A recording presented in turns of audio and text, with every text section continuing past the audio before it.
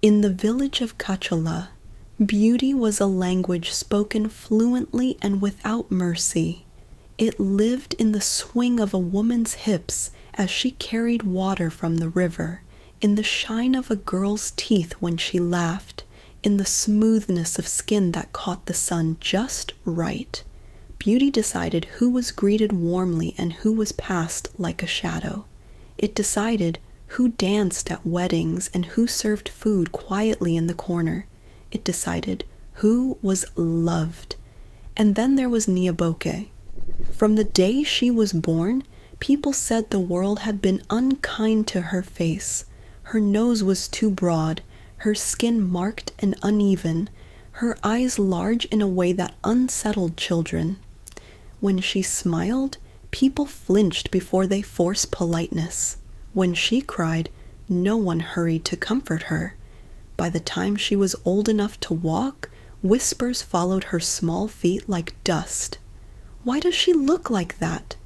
Poor child! But still, cover her face. She will scare the babies. Her mother died when Niaboke was 7. After that, whatever softness existed in her home dried up like a river in drought. Her siblings, 3 sisters and 1 brother, treated her as a burden. They did not beat her, but they wounded her daily with laughter sharpened into knives. "Stand at the back," her eldest sister would say when visitors came.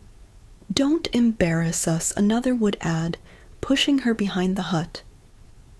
At night, Niaboke listened to her sisters whisper about suitors who admired them. She heard giggles, plans, dreams spoken freely in the dark. No one ever asked Niaboke what she dreamed of. No one assumed she had dreams at all. When she went to the river, children scattered. Some screamed and ran, others threw stones and laughed. "Ghost face!" they shouted. "Monster!"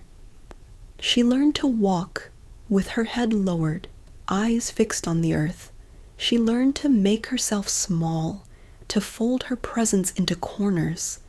Her laughter disappeared first. Then her voice grew thin and rare. Even the village dogs barked at her longer than necessary.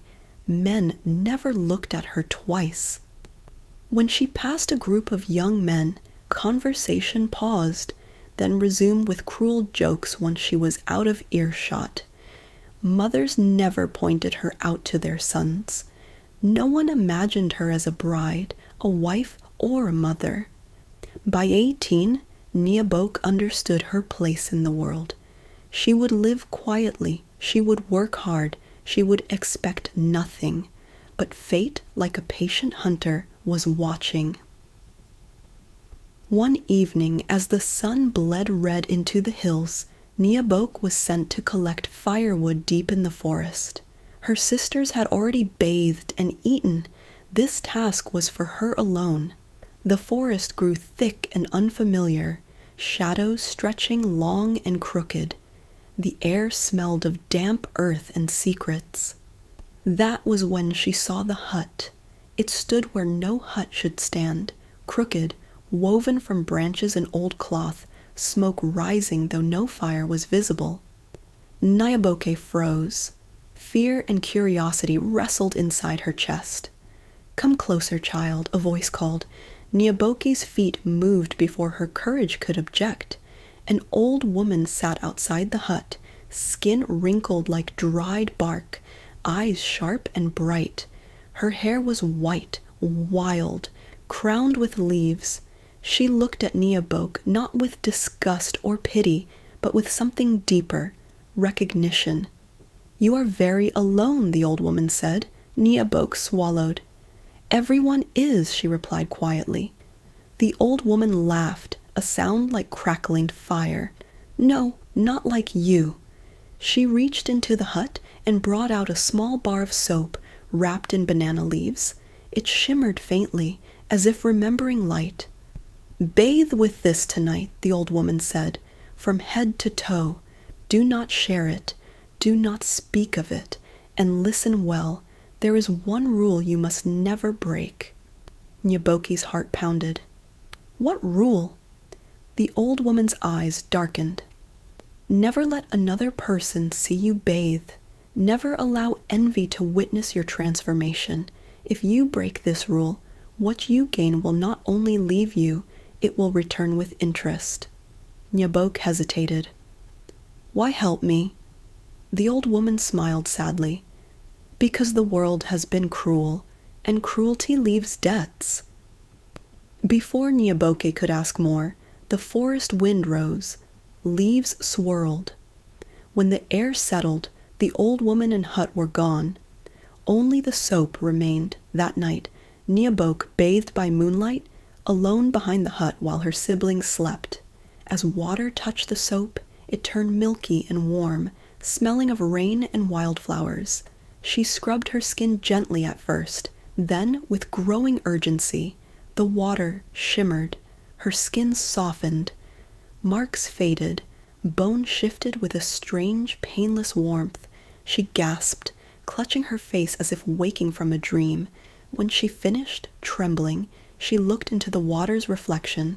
Nyaboke screamed, not in fear, but disbelief. A beautiful woman stared back. Her skin glowed deep and even, her eyes large but luminous, her lips full and gentle. She was breathtaking, not in a fragile way, but in a powerful, commanding way. At dawn, the village woke to shock. Her sisters stared at her as if seeing a spirit. Men stumbled over their words. Women whispered behind hands, now trembling with envy. Who is she? Is that Nyaboke? Impossible! Men came with gifts. Mothers smiled too hard. Elders suddenly remembered her name. She was invited to dances, feasts, gatherings she had only ever served at from the shadows. Nyaboke learned how quickly love could bloom when beauty opened the door, but she also learned how sharp envy could be. Suitors lined up. Some spoke poetry, others promised cattle, land, houses. Women who once laughed now measured her with calculating eyes. Even her sisters grew distant, smiles stiff with something dangerous. Each night, Nyaboke bathed alone, clutching the soap like a secret heartbeat. Each night, she remembered the warning. Until one evening, laughter drifted too close. A cousin, drunk with curiosity and jealousy, followed Nyaboke quietly. When Nyaboke bathed, the cousin peered through the reeds. The water shimmered. The soap slipped from Nyaboke's hands. She felt it immediately, a sharp cold, like teeth closing around her spine. By morning, the glow was gone. Her skin dulled. Marks reappeared, not as before, but worse, twisted, angry. People recoiled. Whispers turned vicious. Nyaboke ran. She searched the forest for days, calling for the old woman until her voice broke. No hut, no smoke, no answer. At last, exhausted, she collapsed beneath a tree. The soap lay cracked beside her, dull and lifeless. As night fell, footsteps approached. An old woman's voice whispered from the dark, "Some lessons cannot be undone." Nyaboke looked up. The old woman smiled, but her eyes were empty, and then the forest went silent.